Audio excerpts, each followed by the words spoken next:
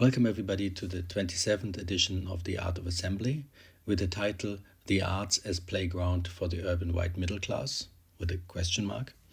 This episode is based on a live event on March 19th, 2024 at Theater Zwalegången in Aarhus on the invitation of the Dramaturgy Department of Aarhus University. Thanks to Peter Böhnisch and everybody that made this possible. The Art of Assembly is a nomadic series of lectures and conversations on the potential and the limitations of human gatherings, which I've been hosting since the beginning of 2021. If you haven't followed, you might want to check out our website, art-of-assembly.net, where you find videos of lectures and podcasts of all past conversations, as well as a lot of additional material. My name is Florian Malzacher, and I'm the host of the series. For years now, theaters, museums, and other art institutions have been trying to broaden their audiences. And while something clearly has changed, one could still say the success seems rather limited.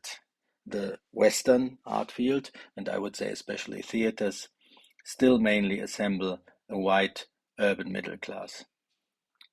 It still seems to be true what Bourdieu described. Habitus and distinction protect the borders of most Western cultural institutions. The cultural capital that can be gained in them is only offered to those who find access.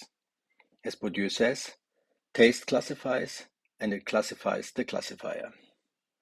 At the same time, hopefully we'll also have a chance to talk about the realm of art itself, which is of course not separable from the context in which it is made and received, but still hopefully has its own logic as well, and perhaps a more emancipatory potential than the art field around it. So today we take an intersectional look at persistent exclusions and privileges with three guests. Author and psychologist Glenn Bech, who used to be ashamed about his working class roots, confronts a homophobic society as much as an urban art scene that seeks to appropriate him as a gay writer from the provinces. Theatre maker Sahar Rahimi raises the question of why classism is rarely openly discussed in the cultural sector. Is her work more determined by her working class background or her refugee biography? And last but not least, Julia Wissert, the first black director of a German city theatre, tries to turn Schauspiel Dortmund into an open, safer and diverse space, backstage, onstage, and in the auditorium. So while the question if the arts are just a playground for the white urban middle class sounds a bit rhetoric or is a bit rhetoric, I hope we will still today get a more complex understanding of the situation. Our first guest is Glenn Bech, whom in Denmark I almost don't need to introduce, but for everybody listening from outside. Glenn Bech studied psychology at the Aarhus University before he attended writing school.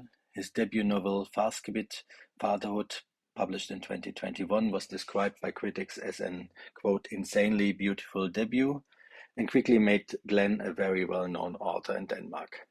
The manifesto, I No Longer Recognize Your Authority, published in 2022, was reviewed almost phonetically by the Danish press as a, quote, lifeline for all those who feel oppressed and alone. The book is also available in German and is currently being translated in many other languages. Glenn was honored with several prestigious literature awards and has been a frequent voice in Danish radio and television, so I'm very happy that you're joining us for this conversation. But I only had 20 minutes. And this is in English, but please interrupt me when I am nearing. Uh, Normally I talk for 50 or 60 minutes, and I am talking in this direction and in that direction, and hopefully you will make something out of it. I'm not sure, and I'm trying not to think too much about it. But if I have to begin at some place, I think I want to start with why I wrote the manifesto. I I was a teacher in Copenhagen, a writing school there, and we were very proud to be a diverse school.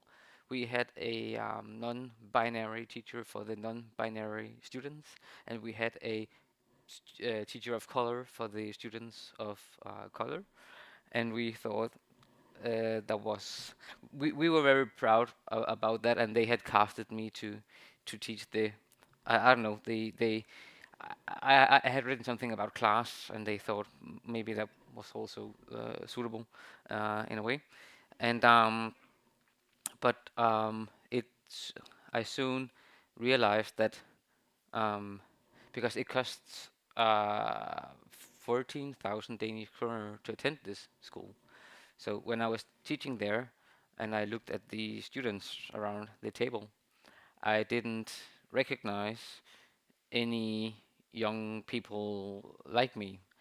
I didn't see any miniature versions of myself whom I allegedly was casted to relate to. Um, but anyway, I did my job there, I hope. Uh, and but then after that, I wrote on social media that, and back then I had almost no followers, so I didn't think it would make headlines in Danish television. But I wrote something about that I no longer wanted to teach at private schools where it costed this amount of money. And then Danish television called me, and the newspapers called me, and there were these headlines saying that Glenn Bech refuses to teach rich kids, something like that. And that's not what I was trying to say. I would like to teach rich kids if they attend public writing courses with the rest of the students who are able to attend those courses.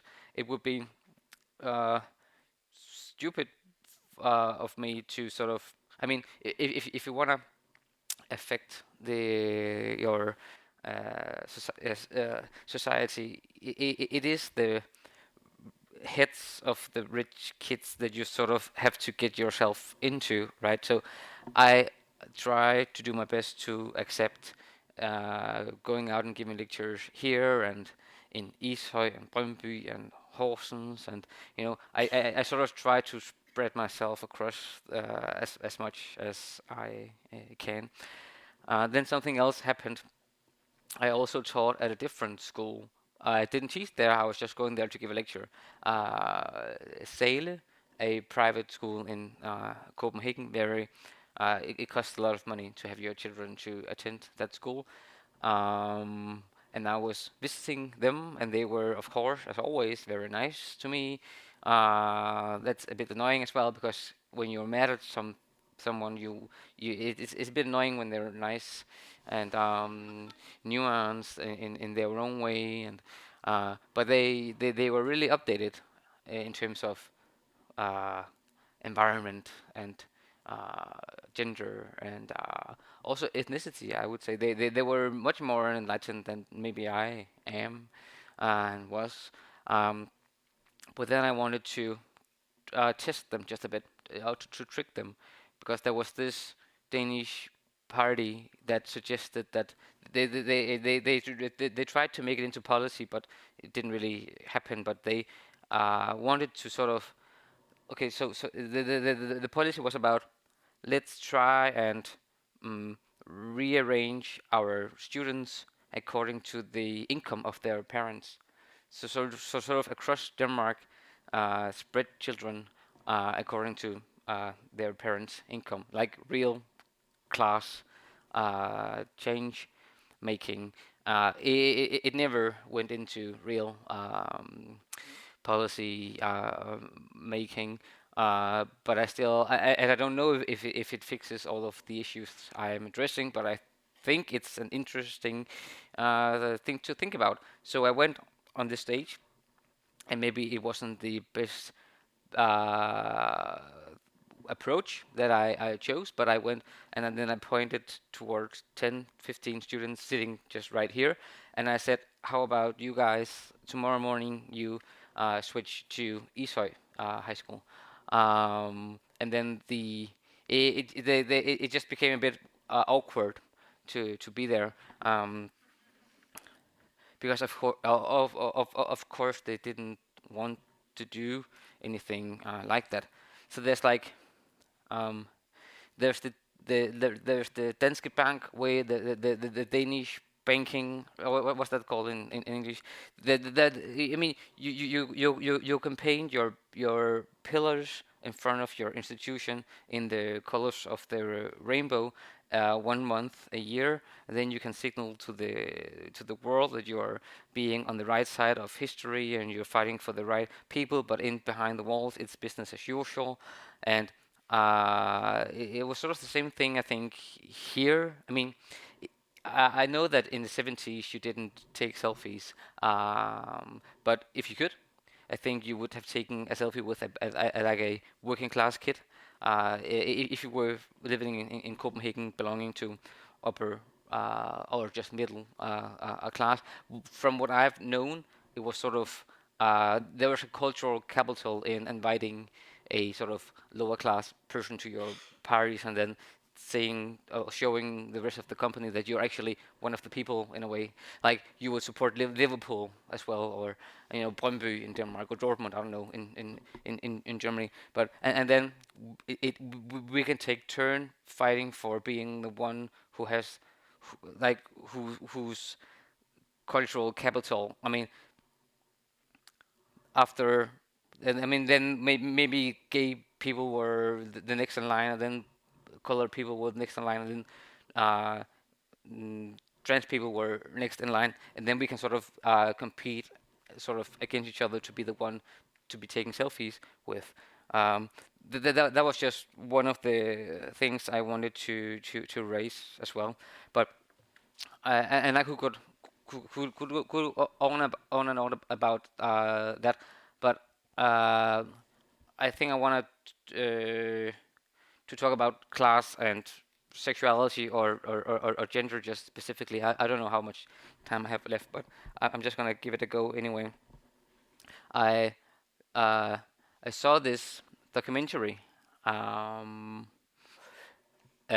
where some American high school people from a rich university went to some place in Africa, and they were supposed to build, I don't know, wells or schools. I don't know what they built there, but and then and they were the white mainly, and then this black woman gets personal with one of the white Americans, and she tells her that she might actually be lesbian.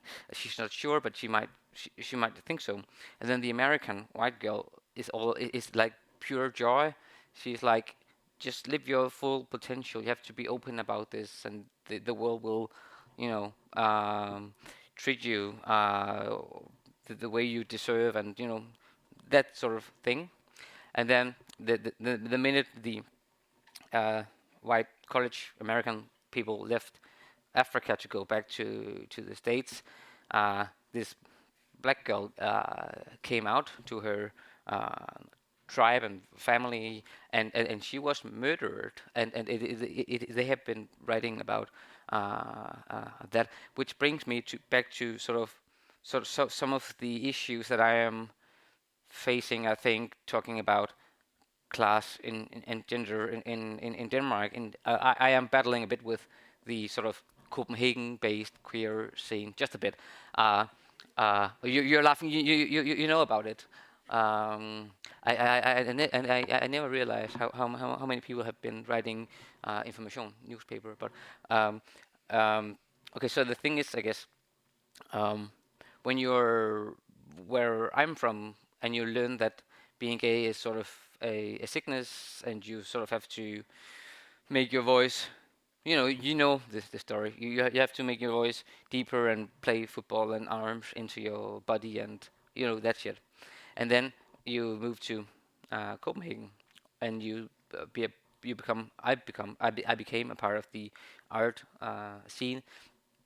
Then it becomes sort of vice versa, or the opposite becomes the oppressor in a way, because um, if I attend those spaces in Copenhagen, and if I'm wearing a shirt or something bourgeoisie or something nice, I would say. Um, Fancy looking, hygienic, I don't know.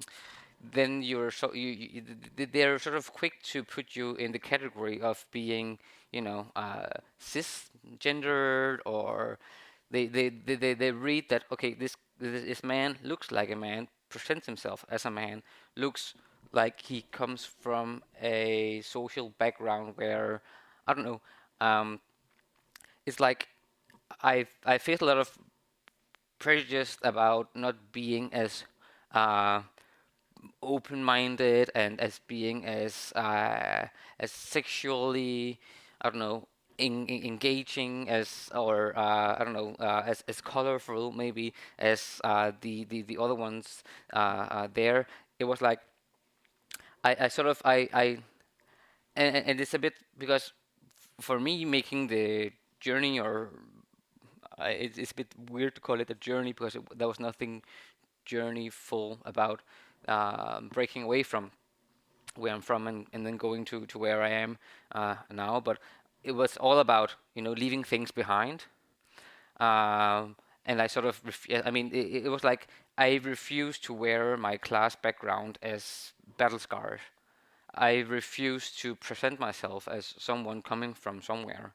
It was the opposite for me. I wanted to become free of certain things, but then I realized that in order to become a part of this scene in uh, in Copenhagen, um, I sort of, I mean, the better I dressed, or the more happy I seemed, or the more average kind of guy I seemed, the more invisible my class background became, and the more people were inclined to think that I had lived a good life, and I couldn't really talk about suppression. I couldn't really talk about having had a father who committed suicide, or having experienced ever homophobia, or all of those things, and it really pissed me off a lot, because I know that um, I've been struggling with sort of, I think, right wing people my whole background, and the sort of blatant homophobia, people saying things on the football field, for instance. That's you can't ignore that's there. But then I had pictured, okay, traveling to Aarhus, traveling to Copenhagen, it would be like heaven. People would be so nuanced and open-minded, and they would understand all of this at once, but they really didn't. It was something else entirely, and and I think we're just rounding it all off. I think the last thing I want to mention is that um, I sort of I sort of know what I have to say in order to have my. I know which people will cheer when I say certain things. I sort of know how I can preach for the choir, and they will stand next to me and clap, sort of. But that's not the strategy I have chosen. That doesn't feel genuine to me. I have to punch upwards, but I am also punching sidewards. I think being self-critical is just as important as being just critical in general, and that's where I am receiving, I think, the majority of the criticism I am. It's not something I am unhappy about. It's also a bit funny for me, and I am writing my next novel based upon the reception of my first one. So it's not unproductive what's going on at all. I think that, yeah, I've spoken for how much time have I have come in, come in. 5 minutes more. Scheiße. Okay. Okay. Okay. So the last last thing maybe. Um, And I'm a bit uncertain to talk about that because it's not. But I'm just gonna do it. Okay. When Corona hit us all, or Europe, in Denmark, we had the shutdown, and I, of course, after reading 2 hours a day, which we all should, I went on Netflix, uh, and I saw that there was this program called Tiger King.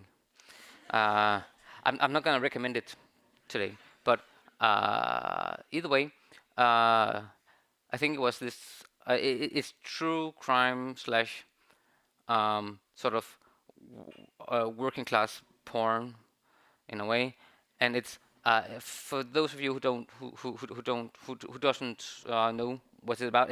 It's this. It takes place in this private zoo. I think it's Southern State America or something. There's this guy who has a private zoo. You can pay some money. You can enter and you can clap a tiger or a lion. It's though they are sedated. Of course, he's wearing weapon in his belt. I don't know if that's unusual over there, but I'm just describing who this guy is. He's a madman in many ways. He's not pleasant at all. There's this competing tiger, a big cat zoo owned by a woman, and this man he's actually planning on killing her.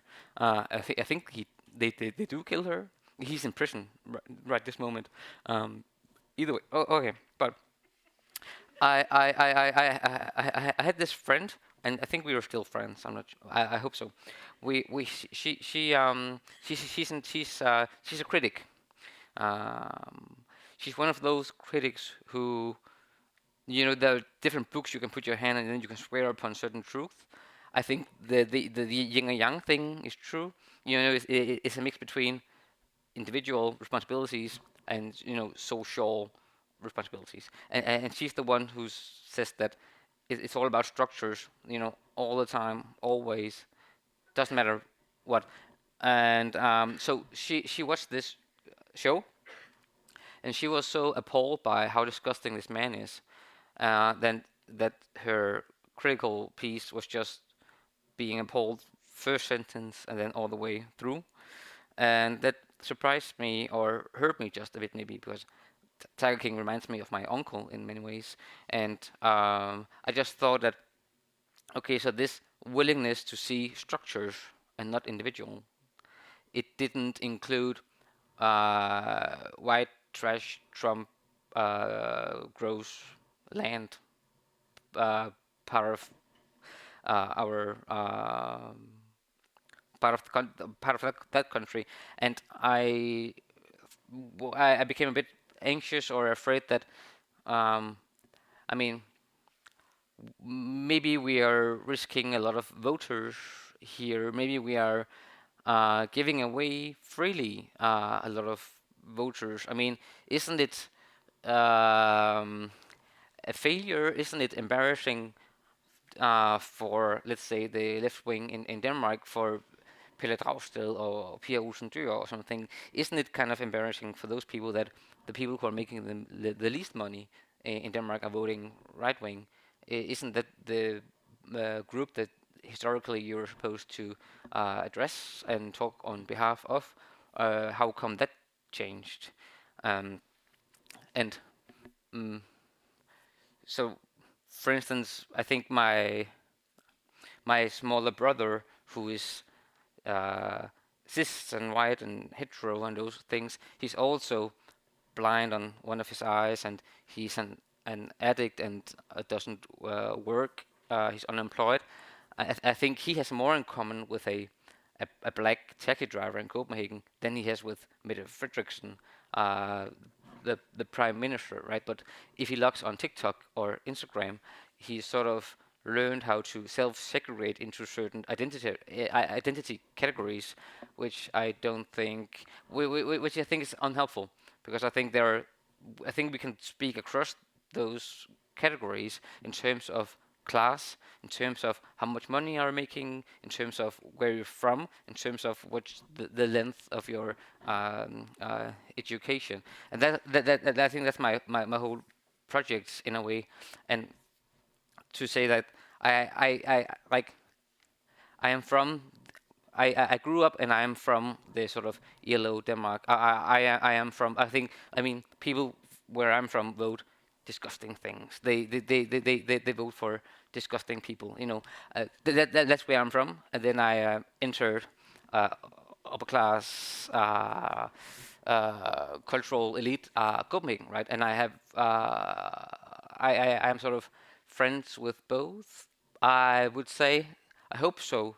I don't know. It's complicated, but I insist that I insist upon grabbing onto the one extreme and the other extreme. I'm not saying I'm a centrist per se, but I'm forcing them to sort of look at each other. I think that's what's class about for me, at least. I think if you're putting your own kids in a private school in Copenhagen, it's a bit free. It doesn't cost you a lot to be all moral about people in the provinces being racist, for instance. I mean, you're not yourself experiencing the consequences of the immigration, like people out there are, and but it's like putting a mirror up in front of them, and I think that's all for me. I think that's what I have done and what I will be continuing on doing.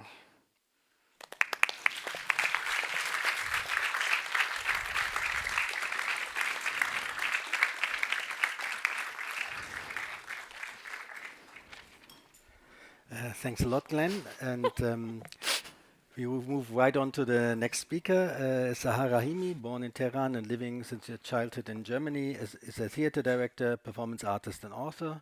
Her work moves between theater, performance, installation, and video art.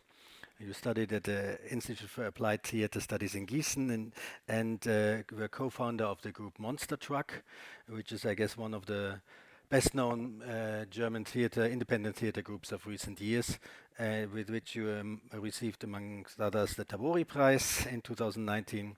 And in recent years, you staged several plays and performances in theaters across Europe, the latest being The Persians at Theater Basel in 2023 and A Thousand Eyes at Schauspiel Vienna this year.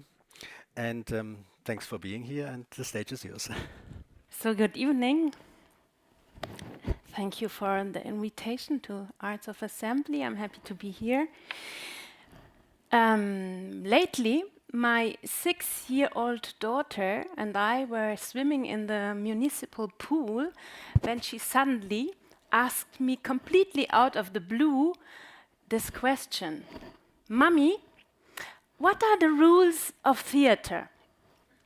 This question hit me in the feels, made me nervous, and I stuttered some obvious phrases while at the same time a vertical spiral down the memory lane of my theater career started.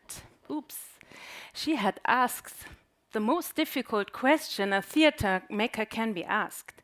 Obviously, there's no Bible for theater making, no guidebook that is handed to you as soon as you begin your studies, where the rules are written down. Yet, these rules are very present and strong.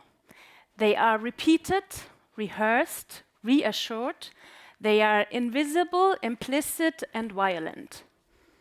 They sit among the bricks in the walls of the institutions. They sit in the rehearsal rooms and in the director's offices, of course. They sit inside our bodies when we move on stage, and on our minds and tongues when we speak. We all know them, and it's maybe more of an ideology than a set of rules that we are all obeying while playing the game, consciously or unconsciously. The French writer Édouard Louis spoke in a recent interview on rules in literature, which most probably function in a similar way as the rules in theater. And I'm quoting, "There are no rules written in a book, but you feel them. It's like gender norms. Nothing is written in the street telling you that you should act like this to be a man and act like this to be a woman, but you feel it every day. In a way, the norms of literature work a little bit like gender. They are a reminder that there are certain kinds of stuff that you should do and certain things that you should not do." End of quote. I guess it's kind of similar in theater. Obviously, there are not those set of rules, but rather a set of codes. And here I do not mean artistical codes, but rather social codes. Codes you have internalized, that you have learned by inheriting them from your parents and your social milieu. And if you haven't inherited them, then you have to learn them by repetition, excessively attending shows and devote yourself to unpaid or badly paid jobs, as I did as a young working class migrant theater student. These rules are implicit and deliberately hidden. It will not be spoken about them. It's like money. You don't speak about it, you have it. And not only these rules are implicitly interwoven into lived structures, the very idea of the implicit is also one of the pillars of theater. Once a curator of a big art institution told me she won't show my work because it's not sublime enough, not implicit enough, she meant, I guess. My work was always playing around with explicit representations, and this time I did not fit into these rules. Access was denied. I remember being very frustrated about this rejection because obviously my work had failed to fit in an expected aesthetics of an art elite that I immediately felt not being part of. And although some years later I definitely have learned to play the keys of these cultural habitats, the theaters and museums remain that alluring places that belong to another set of people. Spaces that are full of promise, fascinating, but at the same time unfamiliar, alien, different than me. Spaces in which at some point I had the audacity, or let's put it more positively, the courage to enter. But even today, I still have a slightly elevated pulse, and it's the case also right now, when I enter theaters with their monumental architectures, their smell, their aura, these temples of the high art, temples of the bourgeoisie, temples of the middle class. People from lower classes, the working class, the socially underprivileged class, or whatever you want to call it, are still underrepresented in theater and more generally in the arts. Theater, and I'm especially talking about German theater, is a place to be for a chosen elite, be it from the perspective of the makers or the audience, which is, and we already know that, above all, white, middle-class, educated, and in leading positions, additionally to the mentioned attributions, mostly cis-male and heterosexual. A 2019 study brought to light that in no other OECD country there is a significantly stronger correlation between educational success and social background than in Germany. Theater is not any different in this regard. It's a place where the educated elite likes to keep up to themselves. And this is not the case since yesterday. So here I want to quote Thomas Mann, who wrote in his essay Versuch über das Theater, Attempt on Theater, in 1908 about the sacred aura of theater as public institution for the Germans. And I'm quoting and translating. We Germans are in awe, in Ehrfurcht, of theater, like no other nation. What is a social distraction for the rest of Europe is an educational factor for us.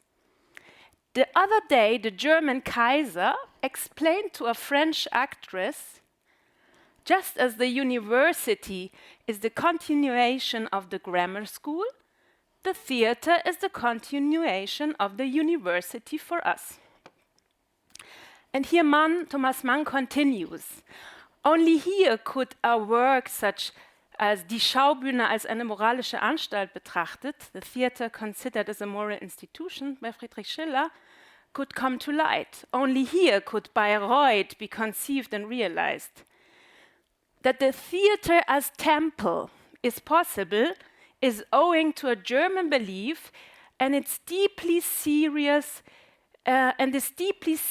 theatrical ideal is perhaps to blame for the fact that the German stage has remained so poor in cheerful masterpieces. So it's very serious, all that we do in Germany. End of quote. So if we agree with Thomas Mann that the German theater is a temple for the educated few, it's interesting to understand how it became that place. For this, it's worth diving back in early 18th century to the Age of Enlightenment, where the German state and city theater system was born, when Germany was not even found as a nation, but was a bunch of single and divided principalities. What is interesting is that the creation of the bourgeois theater all started as an emancipatory utopian project of the bourgeois class, where theater practitioners and scholars had the goal to reform the theater and make it a project of self-affirmation of their own social class. The reformers of the bourgeois theater wanted, on the one hand, to take a stance against the aristocracy with the court theaters where French theater and Italian operas were performed, and on the other hand, against the traveling free companies who wandered from city to perform their plays in German and whose shows were attended by the so-called common people.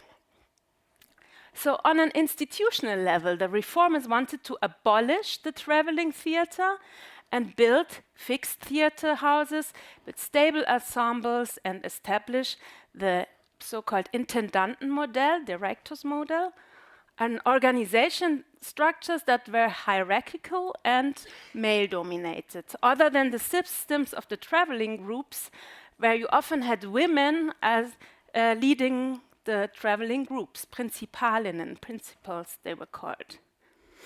Content-wise, the figures that were presented on stage performed bourgeois moral virtues and values, and also a style of acting that fostered a kind of identification for the bourgeois audiences. They could finally see themselves on stage. So this growing bourgeoisie chose theater as their medium of reflection and self-reflection. Theater as a distinction-creating machine was in full swing. And when I said before that there's no book of rules for theater, in 18th century German theater, there definitely were guidebook-like publications on how theater should be and should not be, especially proclaimed by theater reformist Johann Christoph Gottsched, who lived from 17 to 1766. Gottsched declared to cleanse theater from its immoral odor and wrote several toolbook-like essays where he demanded, I quote, to abolish the previous chaos and bring the German comedy to the same level as the French comedies, to tackle the extinction of unskillful customs, foolish habits, and bad taste in poetry. To turn the public temple of vice, Tempel der Laster in German, into a temple of virtue, Tempel der Tugend. End of quote. So the project of Gottsched and other theater reformers of that time was to create a new style of theater by excluding certain other lower styles and topics, and hereby fostering the binary between high culture and low culture that we still have strongly in Germany. We can praise these reforms as reforms that were made bottom up. They were not imposed by the aristocracy or the authorities. Still, they only included a few, meanwhile excluding the ones who were not part of the bourgeois class. And although we had several theater reforms and turns after the 18th century, like the theater of Brecht, the theater forms of the 60s and 70s, the post-dramatic turn, the organizational structure of the 18th and 19th century is still very valid and stable in German theater. And nowadays, it's actually still the bourgeois class who is very much in charge in German theater, who have inherited a legacy of the bourgeois forefathers who paved the way and maintained the theater as their social playground. So the ones who were once the reformers became the establishment centuries later and are now not really willing to give away or share their positions and privileges. And please allow me here a little mockery. I still sometimes see them, these little Gottscheds, wandering around the state theaters, these white bourgeois dudes with their taken-for-grantedness, with their nonchalance, with their occupying space with their bodies, while standing in theater yards, nervously chain-smoking, with the newest Adidas sweatpants, but the seal ring on the ring finger. And although I know we should overcome the we and they binary, I still want to say, yeah, they mimic us with their Adidas and hoodies, while we mimic them with our all black looks, with our big black glasses, being snobbier than the snobs. Here I am. They are interested in us, in our style, in our struggles, in our authenticity. They invite us, they want us to join these interesting panel discussions with the burning issues that are relevant and fresh. And they love participation and diversity, but not here in this director's office, no. More like these cheap formats in the afternoons with a lot of singing and DIY cardboard settings. No, the workshops, they are too busy. They can't really build something for you, no. These are just some observations that I make and mockeries in order to make it easier for me to understand my position in the theater system and to deal better with a social shame that I struggled with for such a long time, coming from a non-bourgeois working class background. And shame is a big issue concerning social class. It begins with the shame of being poor. Then later it goes on with the shame of not being poor anymore. And finally, being ashamed, not feeling shame anymore. Yeah, and I would finally say I have overcome that shame. I'm happy with my story because it made me who I am. I confidently say I'm coming from a working class background. I confidently say I'm the daughter of a worker who reads. as characterized in Bertolt Brecht's poem Fragen eines lesenden Arbeiters, questions from a worker who reads. And I want to close with a little story that happened to me some days ago. I traveled from Zurich to Munich with a Flixbus, and before entering the bus, the driver checked the tickets and the IDs of the passengers. He was a little man with sparkling eyes, and he had a slight Slavonic accent in his very distinguished English. A blonde, tall girl came and said had her iPhone in her hand, and she said, "Yeah, I want to actually go to Berlin, but I have a ticket to Munich, and blah blah. Can I change it?" And he answered, "Sorry, madam, I can't help you. You must change your ticket in the online system." And the girl was kind of pissed off, and she said, "Okay, I see you're just a driver."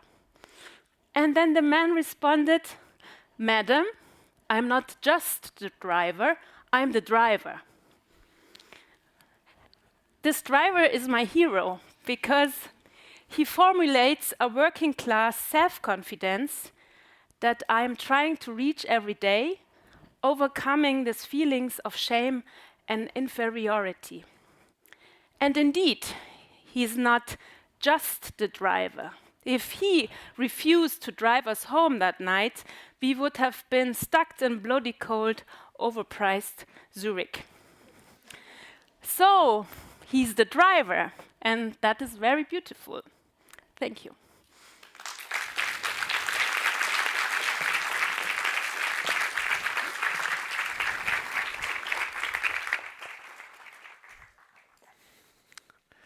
Thank you very much. And as our last speaker, we have a director of one of the temples.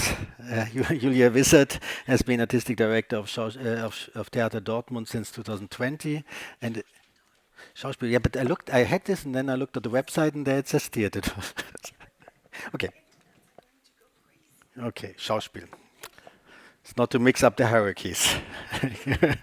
So, Julia Wissert has been the artistic director of Schauspiel Dortmund since 2020 and is a freelance director in the field of drama, music, theater, and film. She has won the Körber Studio Award, the City of Salzburg Prize, and many other prizes, and has worked for the National Theater Brno, the Schauspielhaus Bochum, and the Staatstheater Hannover, amongst others. In addition to her work as an artistic director and stage director, she writes text on structural racism and transformation in the theater. And very importantly, in 2017, she developed the anti-racism clause together with lawyer Sonja Laser. And since last year, Julia is a visiting professor at the UDK in Berlin. And her last production, Der Ring der Nibelungen by Nejati Öziri, premiered at Schauspiel Dortmund in January 2024. And thanks for coming from Schauspiel Dortmund to us here. The stage is yours.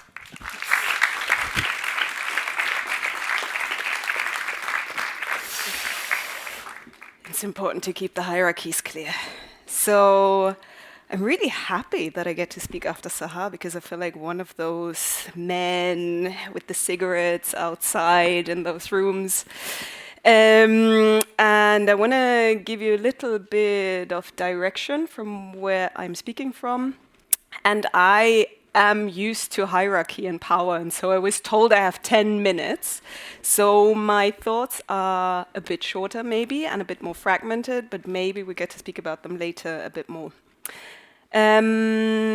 So as Florian said earlier, I come with a lot of firsts and a lot of obvious and visible things, and some things might not be so obvious anymore because the performance got better.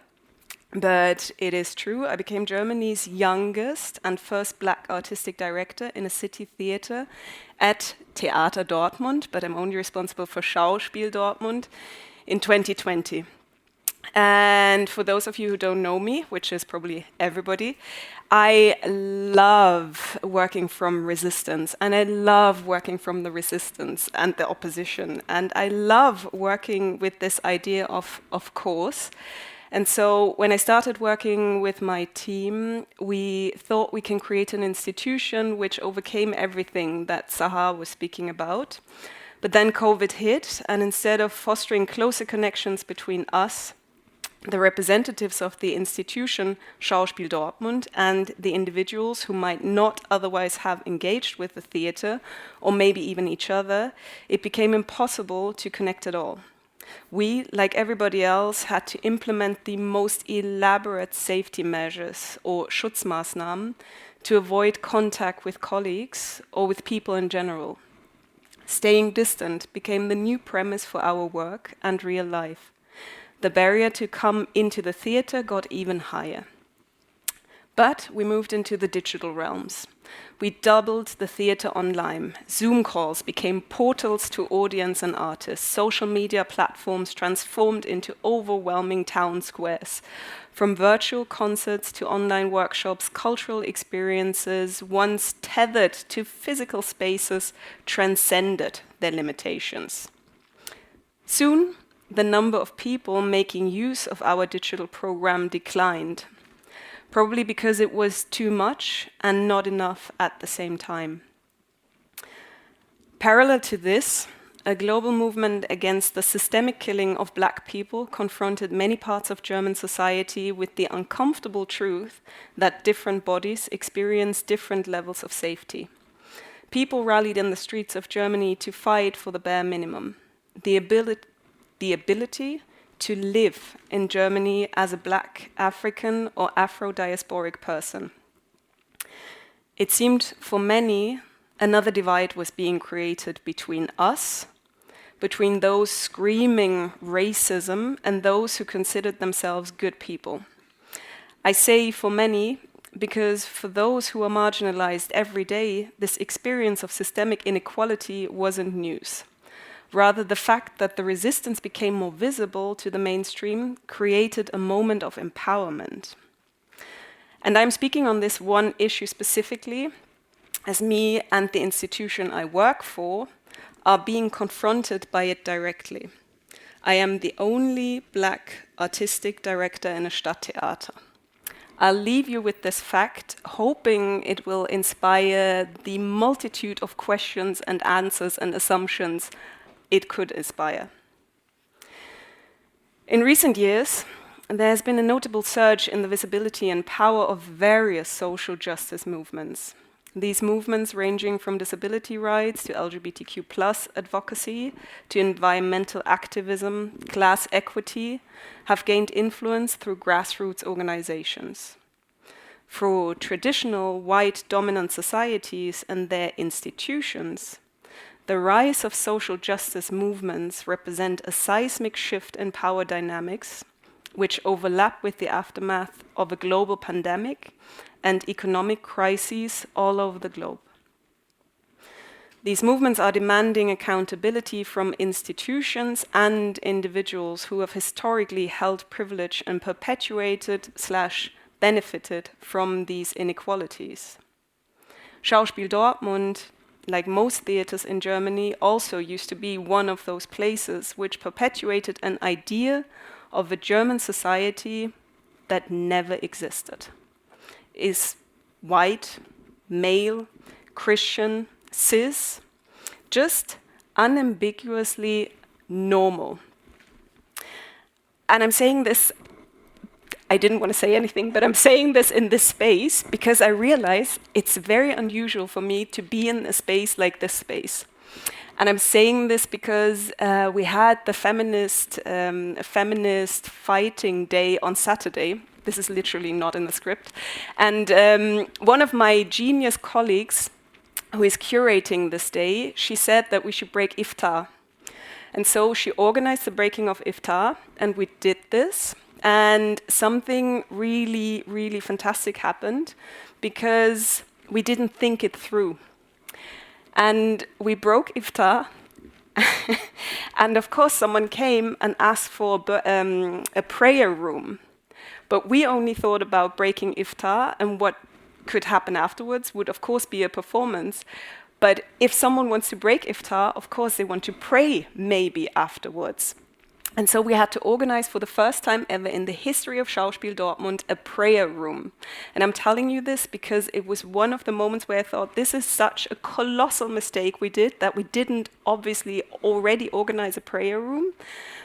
And it was a moment of shame because we created a mistake, but I love this moment as an artistic director because it made us aware of something we didn't think about. And so when I'm speaking to you in this space, to me, I can say it's very unusual because the spaces I'm usually in are a bit different than the space I'm standing in right now. So, but as I tried to describe earlier, the world we knew is getting more complex through emancipatory movements, and we can either embrace them or become obsolete. We all live in Europe and the world, where we can experience firsthand how the resistance to reimagine our societies as pluralistic power the rise of fascist politics. I come from Germany. I don't think I have to explain anything about fascist governments because shit is real at the moment. So from where I am looking at the world, this is what I see. Democracies being undermined by right-wing terrorists. Our elected politicians playing with inflammatory rhetoric, normalizing racist and marginalizing and classist narratives. Many people are looking for simple answers for complex problems, understandably.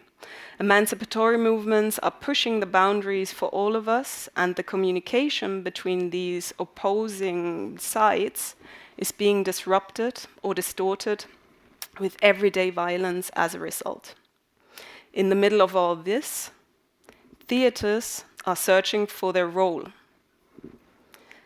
However, no one seems to be having proposals to the most basic questions we are currently negotiating with each other. How do we actually want to live with each other? What are our communal values?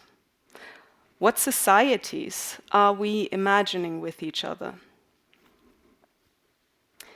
Now, imagine a space which resists any notion of fatalism, in the middle of the city, where people gather to collaboratively explore and navigate simulations of possible realities, away from the pressure of unambiguousness, still trying to find answers to these urgent questions.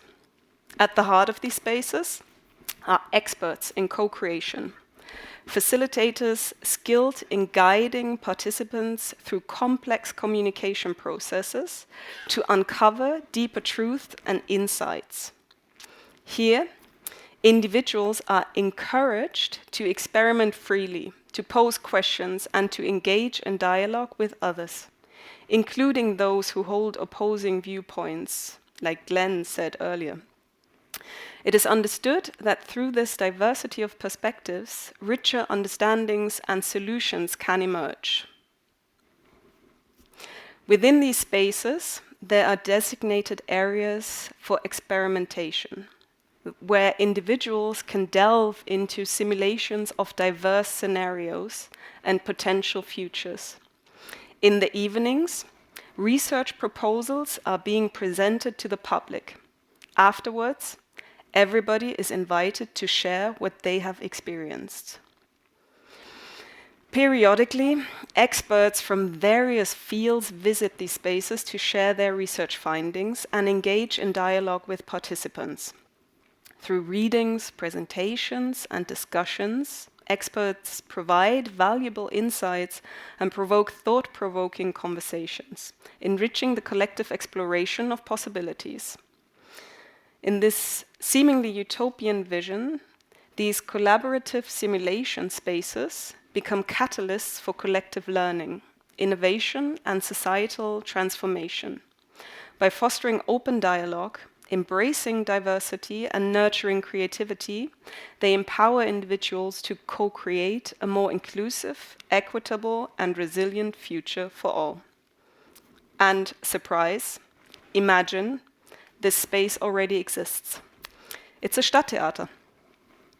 Stadttheaters have, like city theaters, have all the prerequisites to become these heterotopian spaces. The experts I was speaking about are authors, musicians, activists, dramaturgs, performers, artists, and of course, audiences. Not one homogeneous audience or one homogeneous dramaturgy or one genius artistic director, but as many as possible under the best circumstances as possible. If we transform our city theaters from these hierarchical, hegemonic, homogeneous institutions for a certain elite into platforms of artistic co-creation which are outside a capitalist logic. I'm saying this because in Germany all the city theaters are valued by the profitability they have, which of course distorts the idea of how to program, because if you want to be in your job, you need to program in a way that you make money. But programming in a way that makes money might not give space to experimentation or projects where people don't just need cardboards, just to give in context of what I mean with the capitalist logic. They have infrastructures. They should be funded through governments. I'm saying should be because there are huge discussions going on at the moment about the funding of these institutions. So they can act outside of capitalist logics and stay free from political interests, but can still be political. At the heart of these theaters lies the idea that there's no one dominant culture and not one truth. There's no genius artistic director like myself or a dramaturgy that knows everything, but people who facilitate and learn through co-creation. Like I said earlier, we went so far to say, let's break iftar, and we forgot the prayer room. We tried something and went halfway. We've made a mistake, now we learn from it and try and make it better. There are, of course, roles and responsibilities, but work comes through dialogue. There's no one audience or the universal text which is accessible to all, where a Danish king sees his dead father and his wife has to die and we all have to relate to it because we know what it means to be a Danish king. And first and foremost, there's not one good aesthetic, but rather the institution becomes a space which holds many aesthetics and ideas of what theatre could be.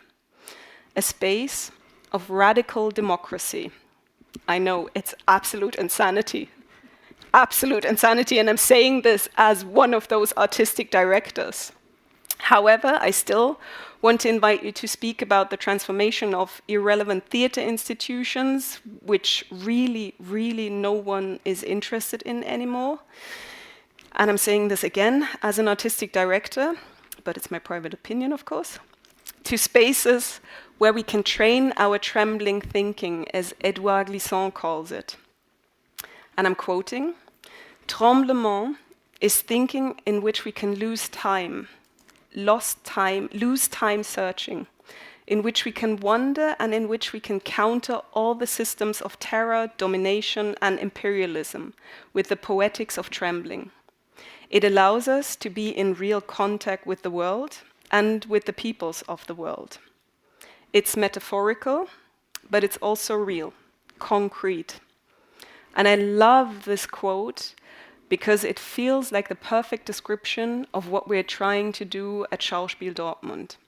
And I'm standing here as Julia Wissert, who is also the artistic director of the space, but I'm standing here with the experiences we made, with the mistakes we made, with the lessons we learned, with the things we tried, with the things we lost, and the people who left us. But what I want to say is, and what we really, really started to incorporate is, no transformation will be successful if we don't start to enjoy uncomfortableness. So I want to also invite you in this conversation to get comfortable with the uncomfortableness. Because if we really want to change, we will all get very, very, very uncomfortable. Thank you.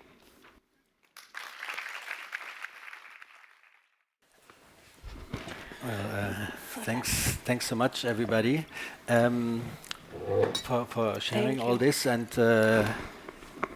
giving insights also on an analytic, but also on a very personal level, obviously, in what you're involved in and the struggles. But maybe I would start with a kind of follow-up question to you, Julia. So would you say engaging in this institution and having this vision that on one hand you say is possible because the municipal theaters actually are spaces where this could happen. On this other hand, they seem to be quite impossible, I guess, most of the time. So do you feel that your struggle in there after 4 years now is worth it? Are you getting somewhere? Or is it? Do you feel at the end it's a nice effort, but you will leave it one day and it will not really have changed? I mean, it's a big question, but where are you now in this trajectory? We had a conversation beforehand, and I was very, very pessimistic before I spoke with Florian, and then he said, but you have to, what is the role, what could be the role of the institution in the future? And this question really didn't leave my mind. And so I am absolutely pessimistic towards the institution as I understand the architecture, what you described about the implicit rules which are in the institution. And I remember the moment that I wanted to become an artistic director, I thought, yes, I can do it, and I can be one of those artistic directors people actually like to work with. But what I didn't understand at that point is that the institution is just a player within a net of interests and stakeholders. There are political interests and there are economic interests. And what I'm very pessimistic about, or what I'm pessimistic of, is where the political interest in Germany is going to lead the institutions.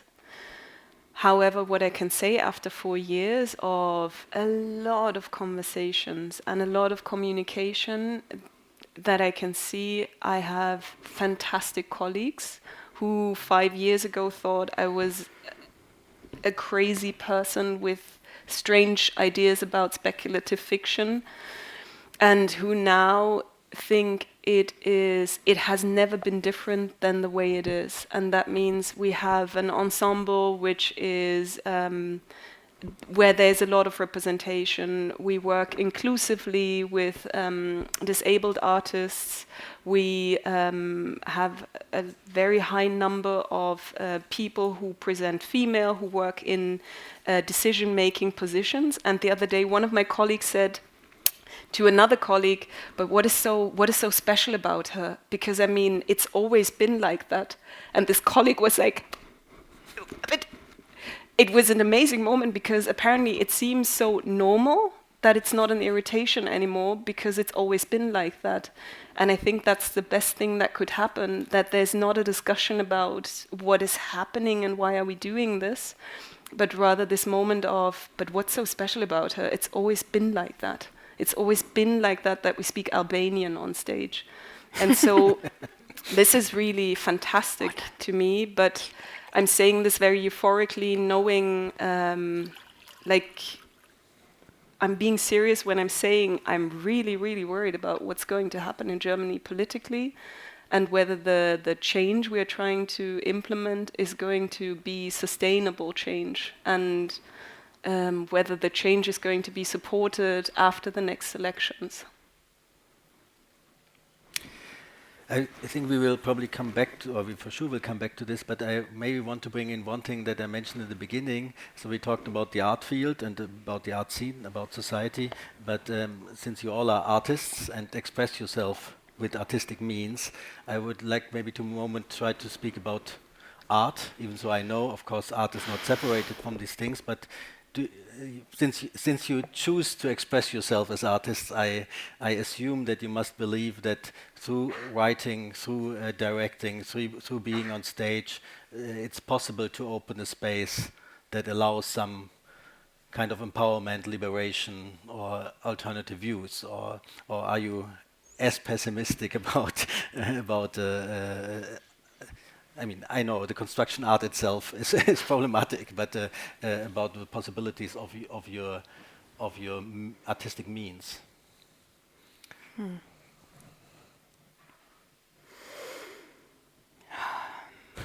I don't know. I never thought of making art to foster a kind of liberation or something.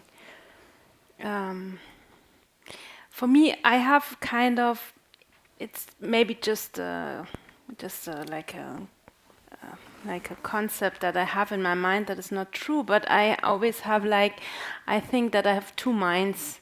The one mind is like my artistic mind that is very messy, very problematic, very like emotional intuition and everything, and the other is the political or activist mind. And I know that they intermingle all the time.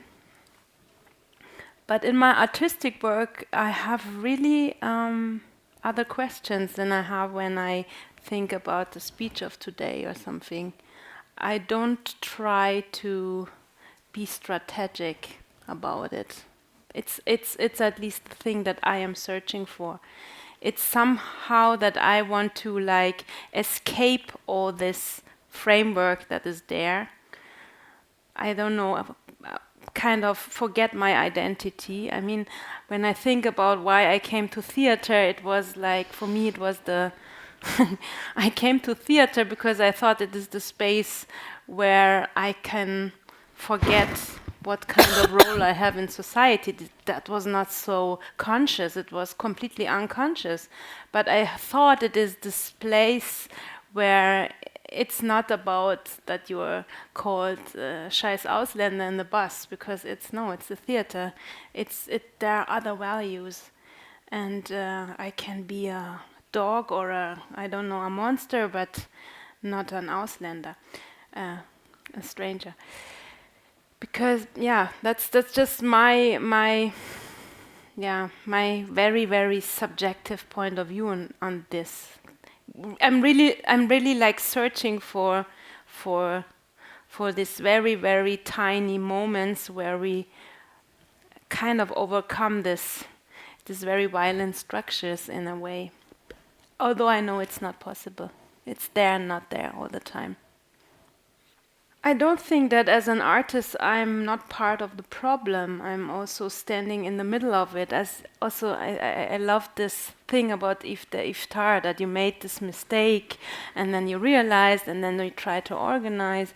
And I think for me a kind of like artistic freedom is a kind of a space where it's okay to make these mistakes.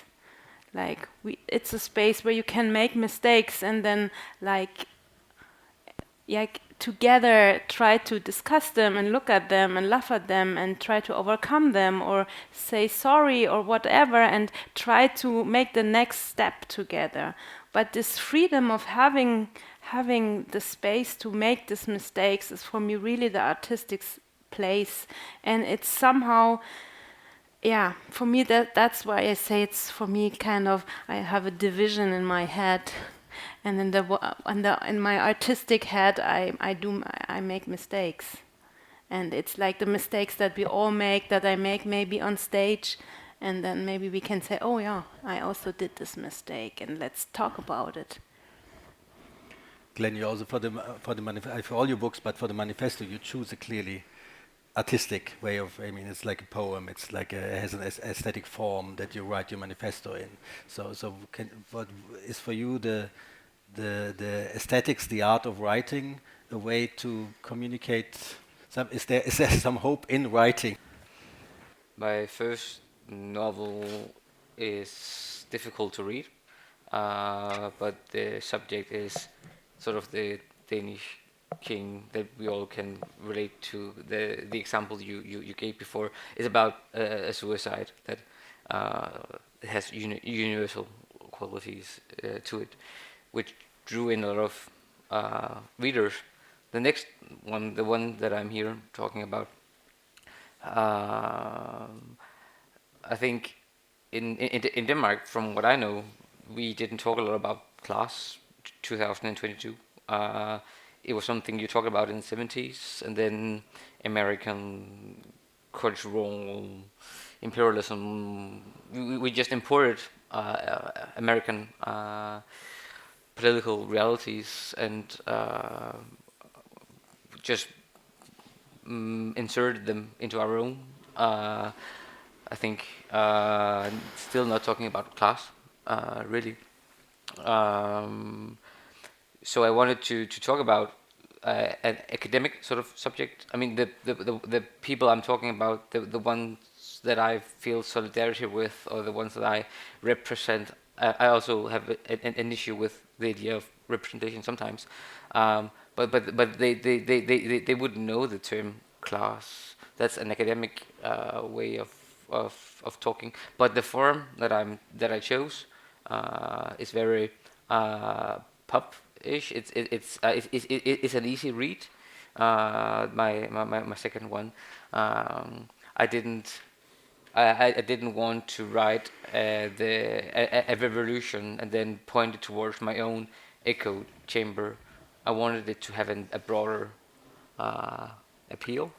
Um, I still receive a lot of emails from readers, and they go from one end to another, and then one end is people who write that it sort of the piece sort of saved their life, and a lot of I can't take it in, but they write that, and I'm happy that they feel that way. Some people write that it's the first poetic piece that they ever read. But then the other end of it, I find some people who have a hard time even acknowledging it as as literature. Um, I mean, I really don't care, because you could call me materialistic or something, but it sold a lot of copies, and I don't care about how they classify it. But you're right. I mean, maybe to stick with this question of how also aesthetics include or exclude. You write in the book also like about academic language, but I think it goes also for poetic language to a degree, that it also creates a distance. You write about your mother, where it creates a distance when you use a certain language, and which basically puts you both in an uncomfortable place, so to say.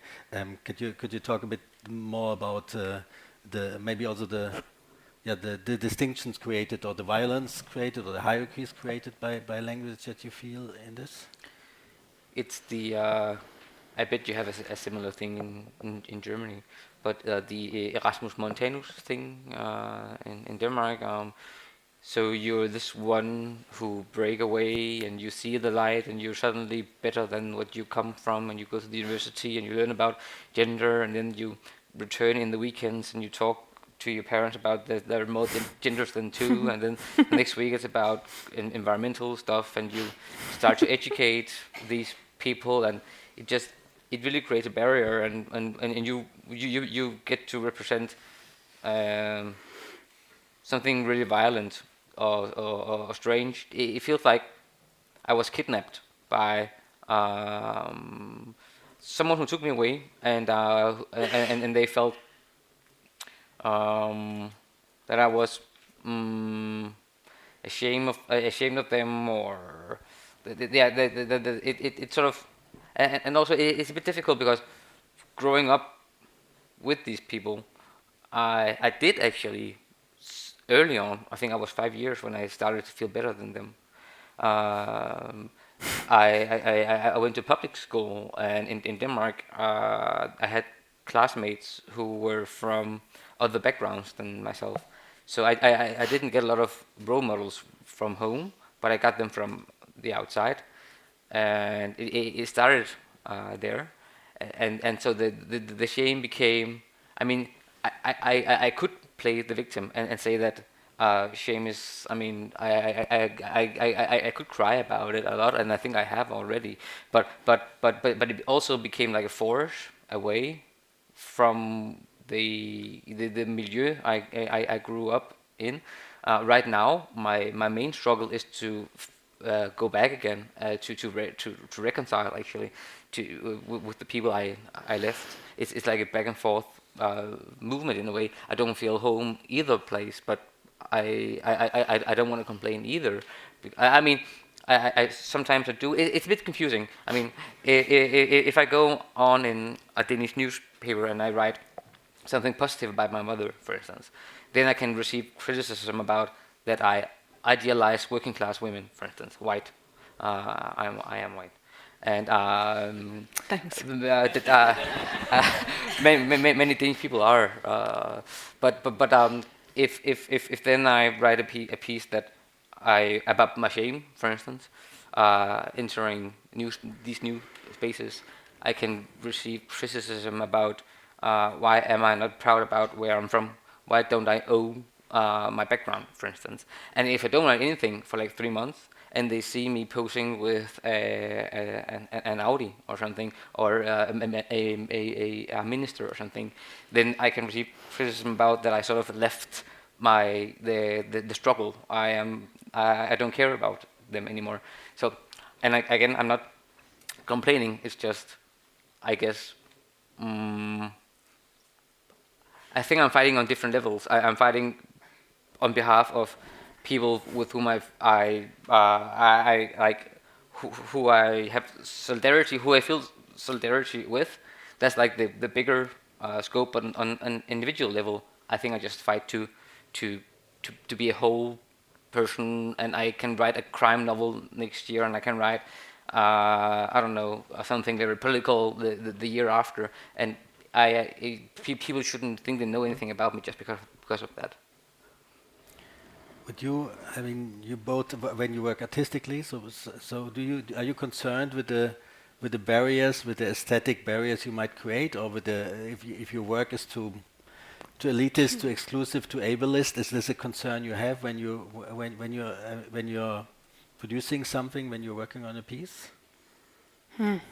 Unfortunately not. Not so much. Not in the first place. I think I don't know. I'm like, I try to have a team or work with people or bring issues in. I mean that. I don't know. I work, for example, with Lucy Wilke, an actress who uses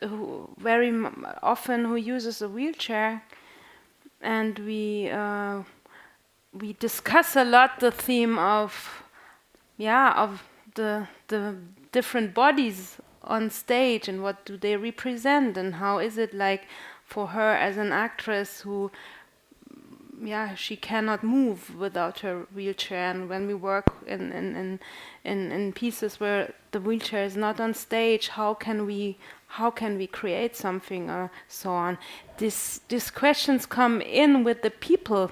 I think when you're interested in different kinds of people, it's something that you don't have to think of, how can I make it diverse? How can I make it not ableist or something? It's just about maybe the people you choose to work with, and then the questions are there kind of organically or naturally or something.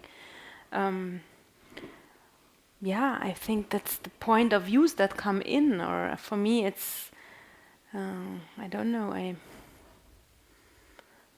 just think my point of view is a point of view that is maybe interesting, and I try to bring in this point of view, but I'm not thinking, who is this now? Maybe, I don't know. It was once after a piece of mine, Phaedra. It was like an audience talk, and then there was a young woman who said to me, "Your work is feminist and anti-feminist," and I loved it. That was like, I loved this point of view on my work, because I'm really not trying to be I don't know, very like clear in my statements sometimes.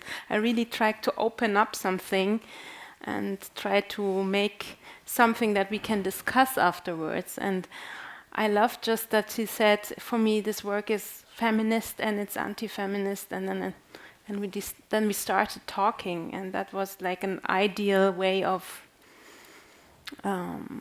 connection in a way.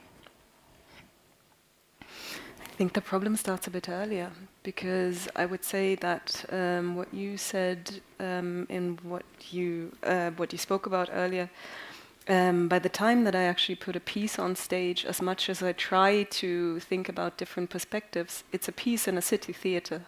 So you have to buy a ticket for it, and you have to know these rules. And of course, you can hope for an artistic director who reflects on these rules and tries to deconstruct invisible barriers and visible barriers. But at the end of the day, the architecture will always stay the architecture. And so, to me, the question is more, and also what you said, when I think about taking my family to the theater, they come when I put on a piece, but they would never go into a theater because they think, oh my God, what should I do on a Saturday evening? Yeah, let's spend 80 euros on a ticket for Othello, out of all pieces. And so the dilemma is more in accepting the ambivalence, maybe in a way, because I love working on literary texts. But I've been educated, I've been trained for 6 years in art school. I'm not the person I was when I grew up somewhere in the middle of nowhere in Germany where no one goes to the theater. And yet I am still this person. So to me the question isn't, and it's also not thinking about who I might be excluding, but rather, if I'm speaking from my position and I'm working from my position, what does that mean, and what is going to be transported outside? And I can hope that a lot of people connect with it, and I can hope that people want to speak with me about it, but I don't have any assurances in a way.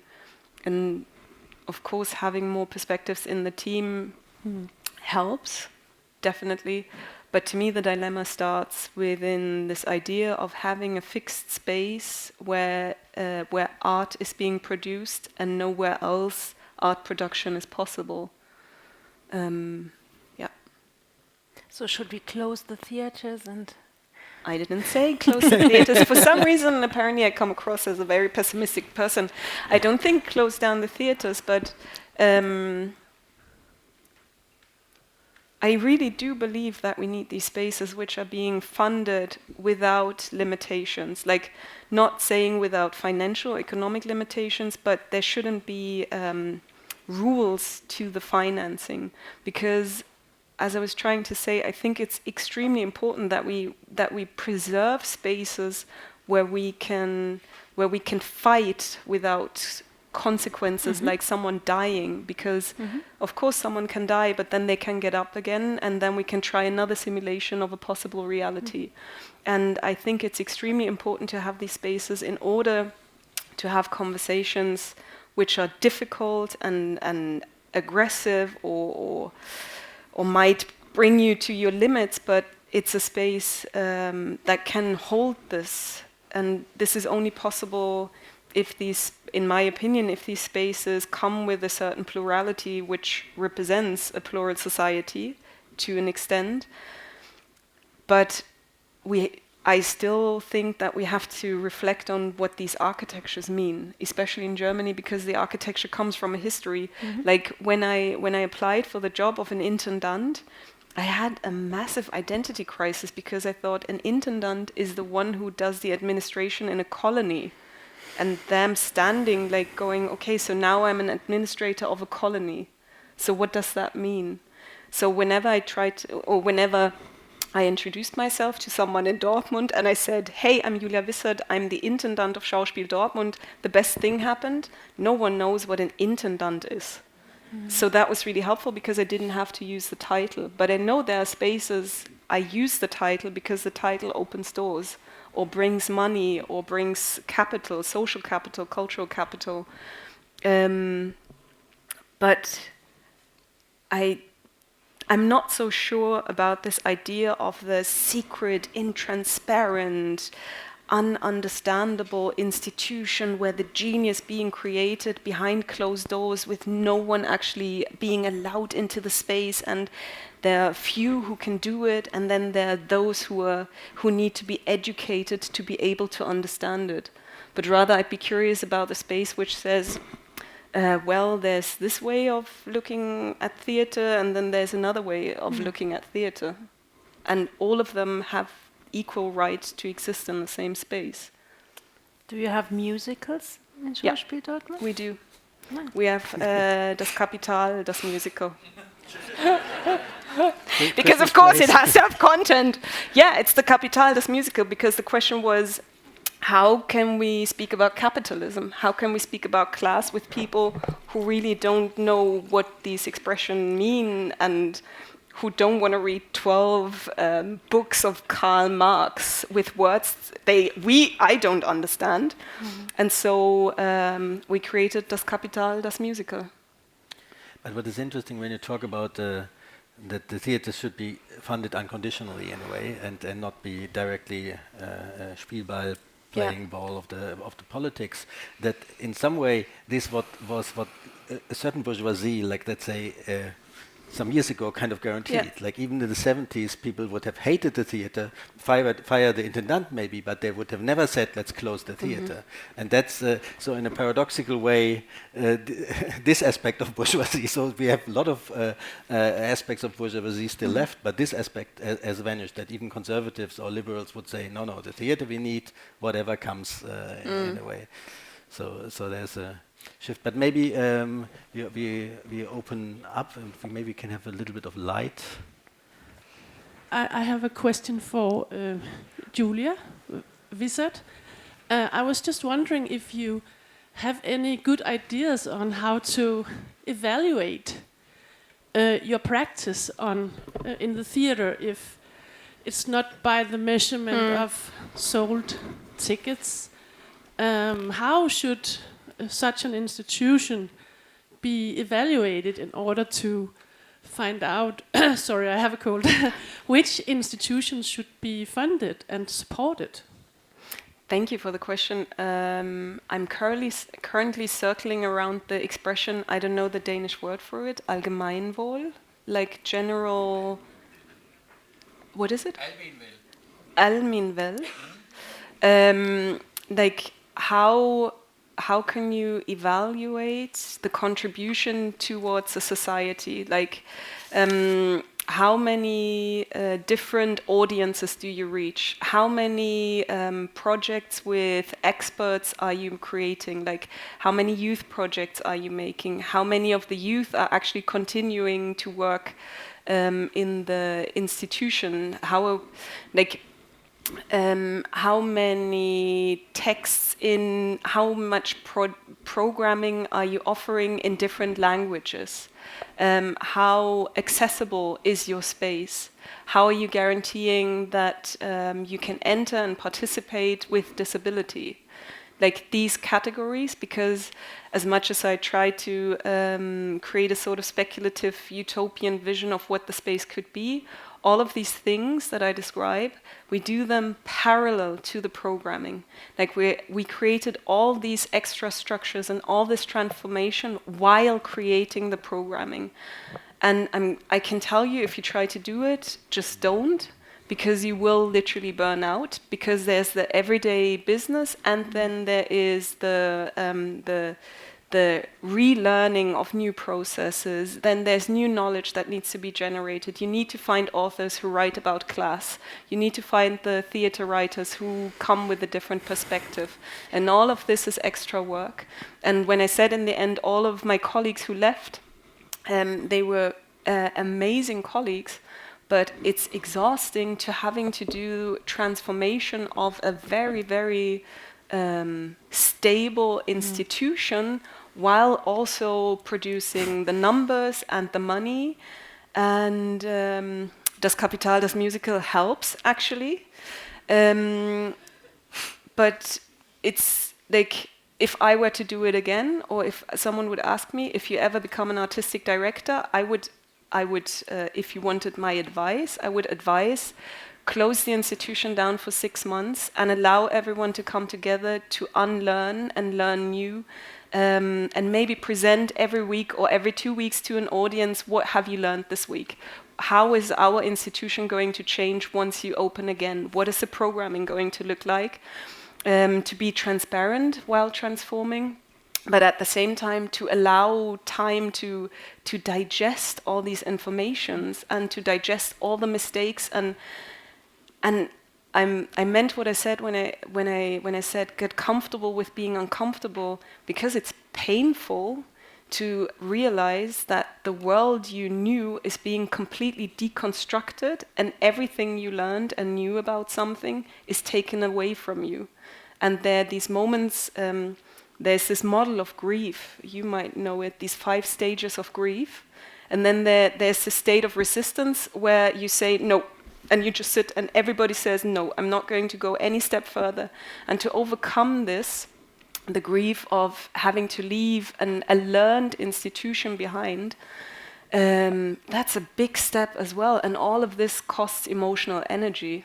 It sounds a bit esoteric in a way, but it is super, super, super exhausting. And then we had another wonderful experience that once it became visible what we were trying to do, that we were trying to open the institution to more audiences, politicians became aware of it. And then we had to have these arguments in the press about, is this still German theater? Is this still the institution that we call a German institution? And then all of this backlash is being fed into the institution.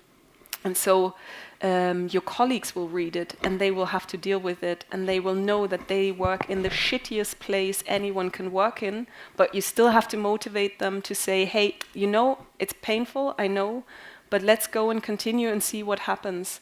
And then things like Saturday, where you can see that the institution can react like this to someone asking for a prayer room, is a moment where everybody then is like, we did this, we did this together. And it's just a tiny thing, but it helps to energize. And so I would say it's Allgemeinwohl, this question of who comes in your institution and who wants to participate and can participate without, in Germany we say, you have to be able to participate in the cultural program without anyone helping you to participate.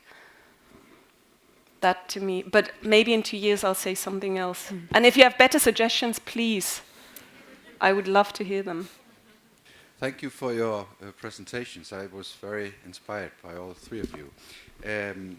I'm a dramaturg at a theater an hour and a half north from here.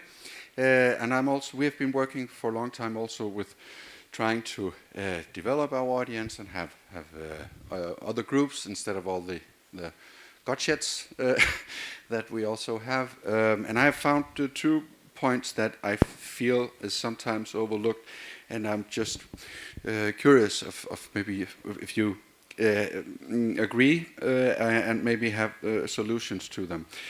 Now, one is, I mean, if the task is to get a more diverse audience and have more working class people maybe in there, one difficulty I find is that the simple performance, the artwork, is too advanced. It's a very advanced interpretation of a sadly forgotten play by Schiller, you know, and if the audience just don't know it, they even if by accident a working class audience should come into the theater and see that, they will just feel that they don't. That they are being told that they're stupid once more, right? So the question is how to make young theater artists work in a way that is less advanced, that is more inviting, easier to follow simply. I think that's difficult. Another thing that we don't talk so much about, you, Wissert, mentioned it a couple of times though, is simply a ticket price. We did the manifesto in Aalborg, and I think it's like 40 euros a ticket if you just pay the regular price. And too many in Aalborg, 2 adults, maybe babysitter, and that's just not in the budget.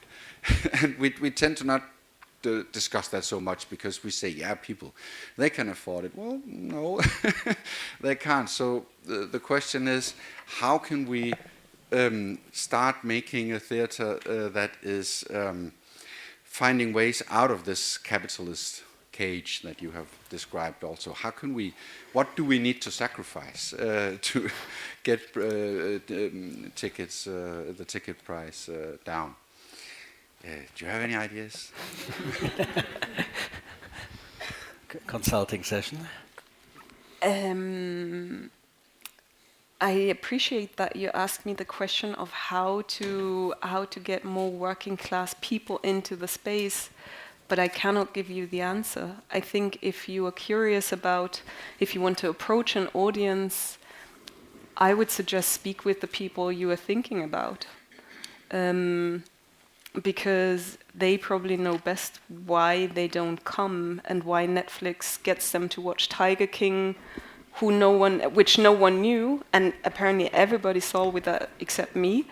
But still, people watch things they don't know. So there must be something in our narratives or in the stories we tell. And I'm not so sure when you say too advanced, because it feels a bit like you have to reach a certain level to be able to comprehend art. And I think that maybe the question is, what in the art we produce is so repelling that people don't want to engage with it. And so I would, we created a department. When I started, we created a city dramaturgy, and they got a budget, and all I said is, I want to know why people don't want to come into the theater, and I want to know what they want to see, and I want to know what they would need in order to feel represented in the space. And I paid for people to walk around and have conversations and drink coffee with people. And I got really nervous after a year because I thought, there's no product. I have to have a product. And I became an artistic director. I asked for a product, nervously smoking cigarettes in a front yard. And then I let go because my great colleague Megha Patel said, but the product is the conversations. You wanted to know what people want to see, then you have to endure these moments of getting to know each other, because no one trusts the institution. No one is interested in a city theater except people who think it's fantastic to do Kleist. But not many people like to hear Stabreime. And so we created the city dramaturgy, and over 4 years the colleagues in the city dramaturgy created strategies to translate demand from the outside into the institution. We worked with roundtables, paid roundtables, so it would be accessible for people who would have to work. And we used other tools in order to start conversations. What also helped was what was one moment which was interesting was there is an interpretation, there is a rewriting of Aimé Césaire, by Aimé Césaire of Shakespeare's Der Sturm, The Tempest. And we invited a director to work with Césaire and Shakespeare and create something. But what happened was what you described. A lot of Africans, East Africans said, this is not for us, because we imagined a black community coming to the space. But there is not a black community, and there is not a black experience. So this was something we tried, gave interesting critiques by white people, but it didn't work for the audience we imagined. So it wasn't what we wanted to have. But what I think is one of the problems we have within the institution is that we think we know what other people want to see. And I think, or the approach we try to do at Schauspiel Dortmund is start conversations. But I have to say that in Dortmund, people know who I am, and they, like in the beginning, no one hesitates to approach me and tell me they like this show and they hated this show and they want more of this and they want less of this. And they don't want feminism, they want Kapital, das Musical. And so I think it's also one of those spaces where it works to be visible because people really are, from their mentality, they are Ruhrgebiet. They go up to you and have a conversation with you. I don't know if that would translate into a Danish context. And then with the ticket prices, I'm not enough in the Danish system with the tickets, but you pay 35 euros for a premier ticket in the first row in Dortmund, and the rest is really from 3 euros to 15, 20 euros. And that is the highest. So, and still we're struggling with ticket prices. So I don't have an answer to this. And maybe the other thing I said was also not really an answer. Glenn, you wanted to add something? I just wanted to add that I was lured into poetry by mainstream literature. I started out reading late, and when I started to read, it was not something that I would boast about in art school. What was it? I started out by reading Murakami, Haruki Murakami. Why is that not something you boast about in art school? Because it's not very. I mean, it's not really. He's not. It's sentence by sentence. It's not something you would.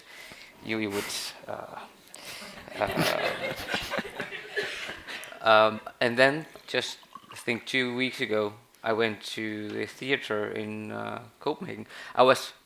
Because I am now one of those cultural new rich. I don't know. Elite. Elite. That's the word. I was given free tickets to, of course, to a theater piece, also dinner. It was Kinky Boots, which is a very Nice. folkish mainstream piece. Not something I would boast about either, but I felt actually proud for accepting the invitation. Because that's not something I would ever attend to, like ever. And I went there, and I had a good experience. And I was I kept like watching the clock, and it's been 5 minutes, and I'm still happy about what I'm experiencing. During the play, I was amazed that I enjoyed sitting there in a theater, and I was actually proud of myself leaving the theater. I had my partner with me, and I told him about these feelings, and he was a bit, of course, cute and all, but also he is from a different background, and for him it was like, I don't know. I guess many musicals are it's not niche. It's not.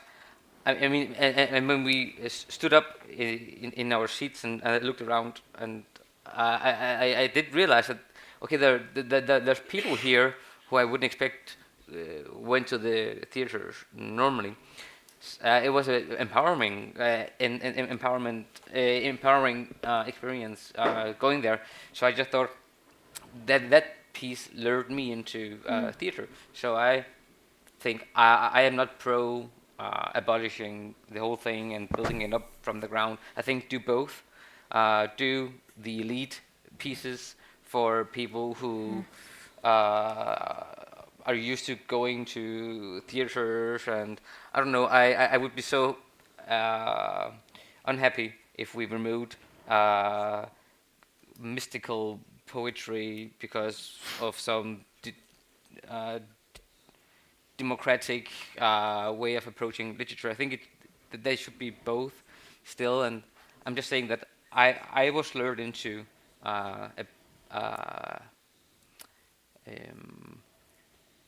liking what I now like by something that maybe had a broader appeal.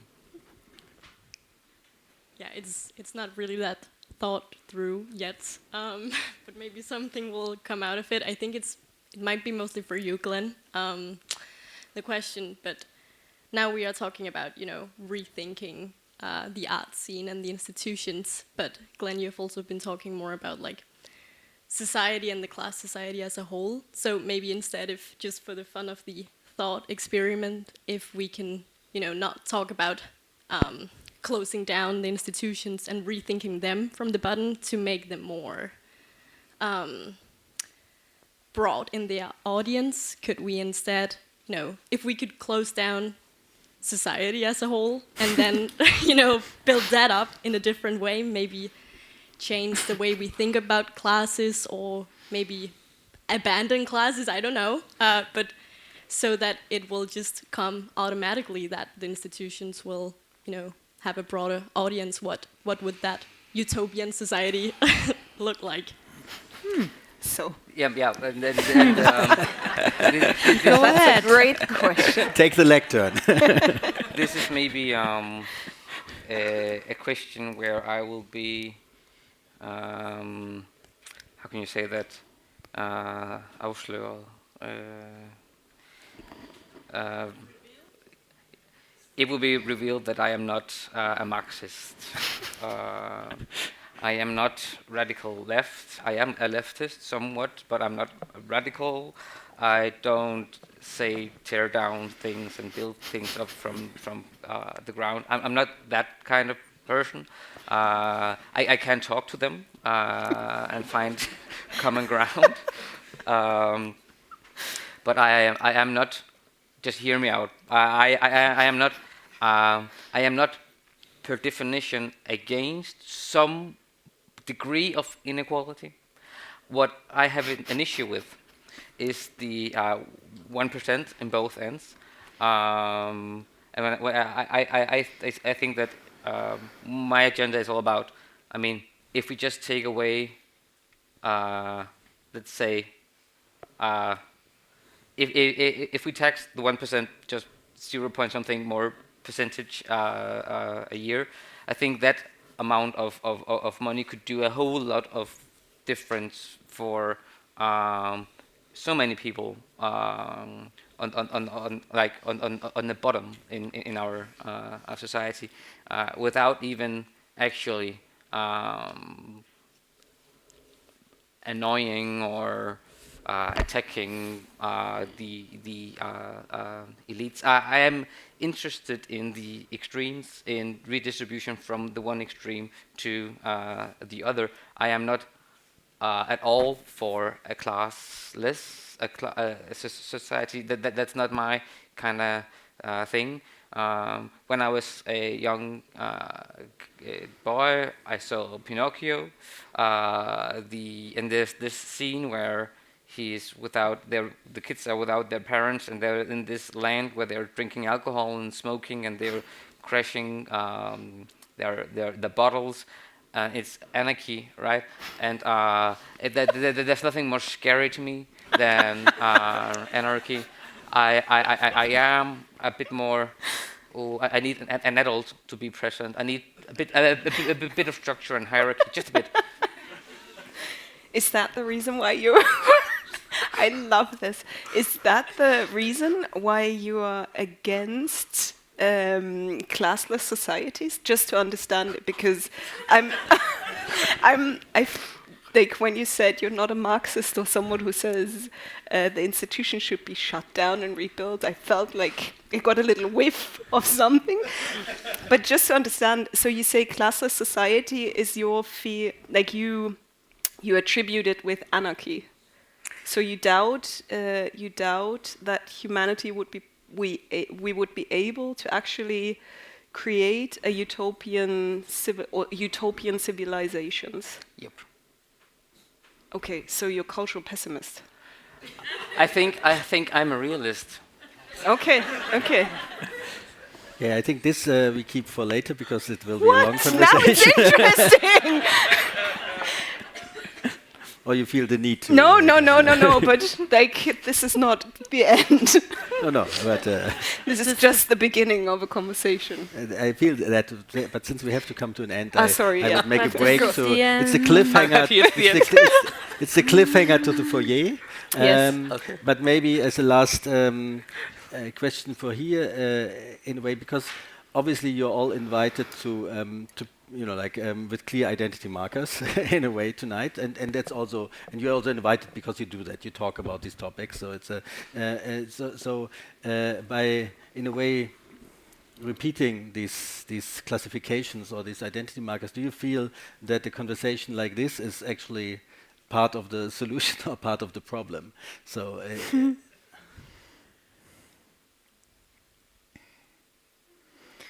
70%, let's say 80% part of the solution.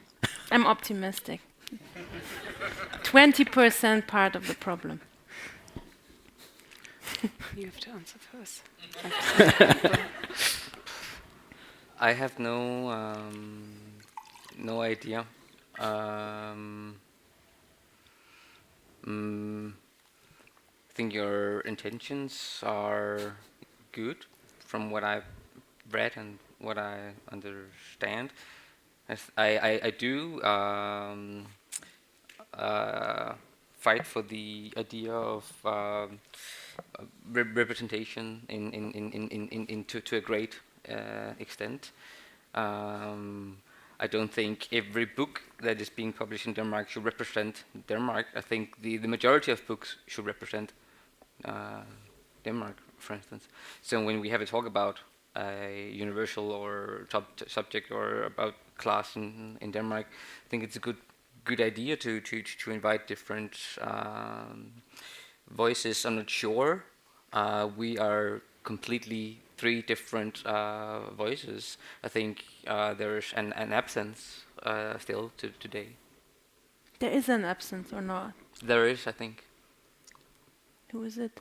About, I mean, the people we're talking about, for instance. I mean, I like some of them. I think I don't think I don't feel comfortable representing where I'm from anymore, or I don't think I ever did. Yeah, but that's in a way what I meant. You also you're assumed to speak also to represent some group of population, for example. But I think if the conversation, sorry, you wanted to say something. No, I think if you felt like jumping in there, then. I think if the conversation is going in the direction of representation of a group or a class, then we have a problem, and we need to cancel this video and stop this conversation, because, of course, I bring perspectives into reality with me, which are intrinsically linked to my identity, but my identity is an opaque construction. So if it helps with something to speak about these issues as an artistic director, of course I'll speak on certain topics as an artistic director, but it really depends. Or I'm always a single person with a singular experience. I'm not a representation of a group or of a group experience. I think as long as we imagine representation for groups, we end up in this phantasm of homogeneous multitudes, and I think that shouldn't happen. But if you're interested in having three different perspectives, I think then it's good to bring the perspectives to the table so you get an insight into three different perspectives, maybe. And I think if you're not inviting us again to speak about our balconies and gardens and the planting, and if we never get a chance to speak about our experience in fish breeding or something, then it becomes a problem. Then we're pissed off. If you don't do that. But we're waiting for the invitation. Yes. I'm not sure about gardening, but the fishing part again. No, I think it's that's maybe a good last word for this discussion also. And I think I quite like the idea of shutting down society for 6 months and having workshops and seeing what happens. But since this will probably not happen soon. If you have another pandemic, maybe. Yeah, well, but then still society is somehow active. Some parts of society are active. And that was cynic, sorry. So, and till then, I guess the suggestion of uncomfortableness is what we have to stick with, or what we should stick with. I think that's a very good description of the situation. So I thank you very much for being here, and thank you also for coming. And thank you for moderating. Thank you.